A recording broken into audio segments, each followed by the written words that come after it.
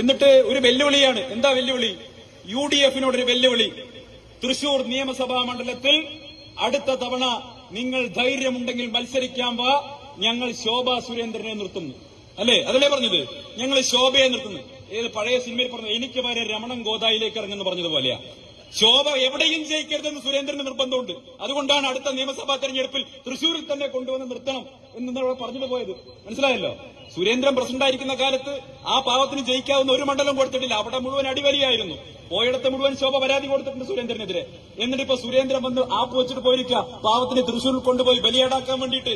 ഞാൻ BJP-ക്കാരോട് പറയാണ്, എന്തിനാണ് സുരേന്ദ്ര വേറെ ആളുകളുടെ പേര് പറയുന്നത്? ഞാൻ സുരേന്ദ്രനെ വെല്ലുവിളിക്കുകയാണ്. ആണത്തമുണ്ടെങ്കിൽ, ചങ്കൂറ്റമുണ്ടെങ്കിൽ അടുത്ത നിയമസഭാ തെരഞ്ഞെടുപ്പിൽ ഈ തൃശൂർ ടൗൺ മണ്ഡലത്തിൽ വന്ന് മത്സരിക്ക്. കോൺഗ്രസ് നിങ്ങളെ പരാജയപ്പെടുത്തും, UDF പരാജയപ്പെടുത്തും.